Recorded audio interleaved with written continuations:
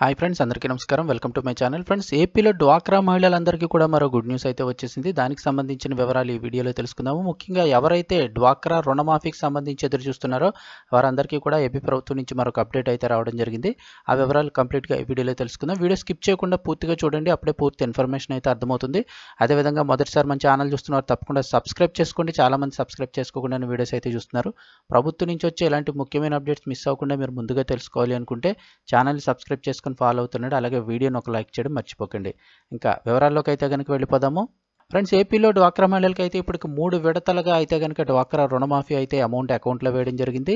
మనందరికీ తెలుసు, వైఎస్ జగన్మోహన్ రెడ్డి గారు పదవిలోకి రాకముందు ఆ టైంలో అయితే కనుక ఎవరికైతే డ్వాక్రా రుణమాఫీ ఉంటుందో దాన్ని 4 విడతల్లో అయితే కనుక మహిళల ఖాతాలో రుణమాఫీ కింద అమౌంట్ అయితే వేస్తామని చెప్పారు. అంటే ప్రతి గ్రూప్కి కూడా మ్యాక్సిమం 5 లక్షల వరకు కూడా ఈ రుణమాఫీ అయితే చేస్తామని చెప్పారు.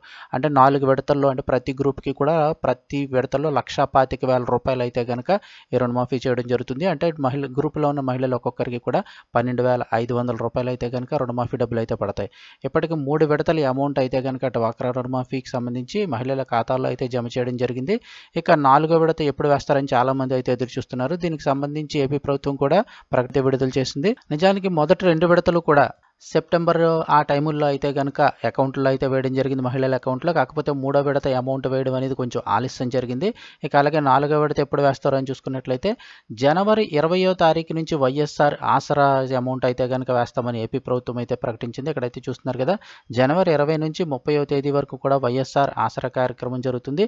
ఈ కార్యక్రమం చివరి విడత నిధుల్ని చెల్లిస్తూ జగనన్న మాట నిలబెట్టుకుంటున్నాడు అని చెప్పాలంటున్నారు.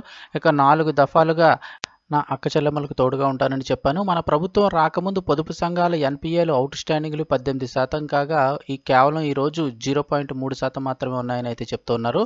సో జనవరి 20 నుంచి అయితే కనుక వైఎస్ఆర్ ఆసరాకు సంబంధించి 12,500 రూపాయలు, అంటే లాస్ట్ విడత 1,25,000 రూపాయలు గ్రూప్కి రావాల్సింది. ఒక్కో మహిళకు 12,500 రూపాయలు అయితే కనుక మళ్ళీ అకౌంట్లో వేయబోతున్నారు. త్వరలోనే దీనికి సంబంధించి అఫీషియల్గా నోటిఫికేషన్తో పాటుగా మళ్ళీ యాజ్ ఇట్ ఈస్గా ఈకేవైసీ ప్రాసెస్లు అన్నీ కూడా మొదలు కానున్నాయి. త్వరలోనే మీకు అయితే చెప్పడం జరుగుతుంది.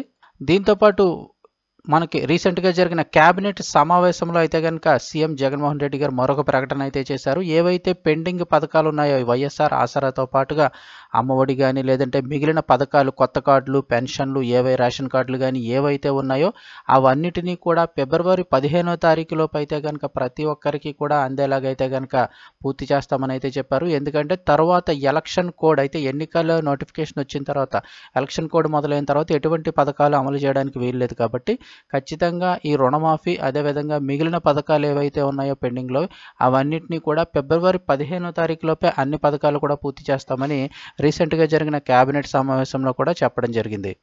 సో డ్వాక్రా రుణమాఫీకి సంబంధించి ఎటువంటి అప్డేట్ వచ్చినా వెంటనే మన ఛానల్ ద్వారా మీకు అయితే తెలియజేస్తాను. ఛానల్ తప్పకుండా సబ్స్క్రైబ్ చేసుకొని పక్కన బెల్ ఐకాన్ యాక్టివేట్ చేసుకోండి. ప్రభుత్వం నుంచి ఎటువంటి అప్డేట్ వచ్చినా మిస్ అవ్వకుండా మీరు ముందుగానే తెలుసుకోవచ్చు. Thanks for watching this video.